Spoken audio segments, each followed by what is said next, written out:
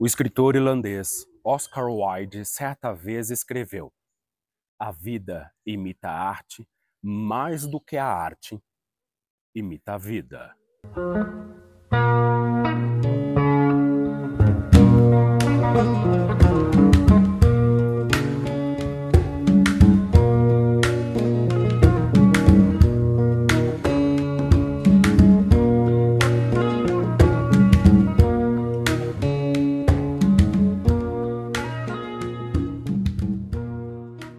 Querido diário, ela não sabe que tá velha, que tem de ficar dentro de casa, ficar quieta, aceitar. Ela precisa aceitar a condição dela, dar paz pra gente descansar, pronunciou Roberto da Itália.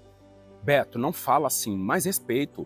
Todo ano tem cortejo, ela vivia do seu samba, sempre participou disso. Desde criança ela sai no baque virado. Quando o bisavô morreu, ela fez questão de ter um cortejo de maracatu pro enterro dele. Você lembra, não lembra? A vida dela é o cortejo de maracatu, é sambar na rua. É normal ela estar sentindo falta. Ela quer viver, tadinha. O conto Cortejo da Rainha, publicado pela editora Comala no livro Teias e Arcos, Contos de Pertencimento, narra a trajetória da senhorazinha, uma idosa prestes a completar 100 anos de idade no meio da pandemia, que é batuqueira do maracatu e deseja um cortejo de aniversário nos seus 100 anos. Para realizar o seu objetivo, a donazinha convoca parte dos seus filhos, mais netos e bisnetos. É claro, estamos no ápice da pandemia e então eu precisava trazer o elemento contemporâneo que me ligasse àquilo que nós estávamos vivendo enquanto humanidade. Esta reunião acontece então online, está na casa com a donazinha, a sua bisneta, que cuida dela, Roseli. Na televisão está os quadradinhos dos netos, bisnetos e filhos conversando sobre esse desejo da donazinha de ter um cortejo de maracatu no meio da pandemia. Querido diário, para criar esses personagens eu trouxe falas do que eu via na televisão, na internet, nos jornais, né, do meu cotidiano.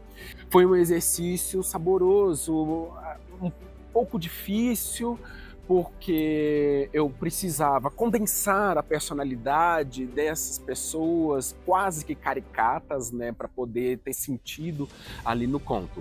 Então esse talvez tenha sido o elemento difícil. O elemento saboroso que eu destaco foi ter trabalhado com a linguagem coloquial, com a oralidade.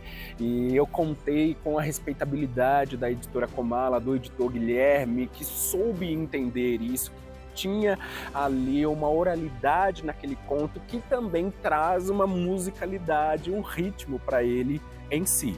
Querido diário, o conto Cortejo da Rainha foi uma tentativa de fazer um raio-x do que nós estávamos vivendo naquele momento.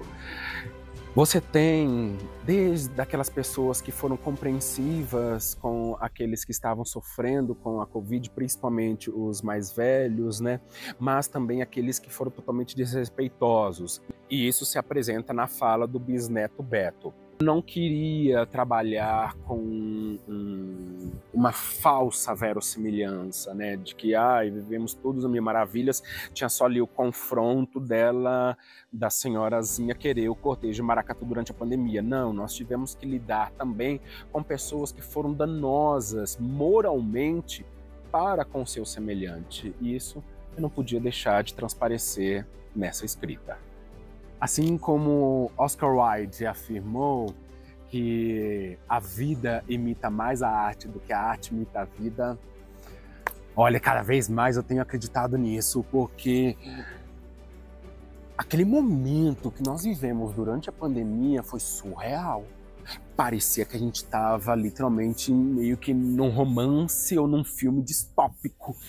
E quando eu trago para a narrativa do conto esses elementos de verossimilhança que não foram nada suaves no período da pandemia, é literalmente isso. Quando eu trago esses elementos para a narrativa, eu ainda acredito que eu suavizei demais aquele momento, porque o que nós sentimos, o que nós vimos nesse período pandêmico e com a Covid foi assim uma literatura vezes diário durante a pandemia, eu me sentia meio que no romance de Saramago.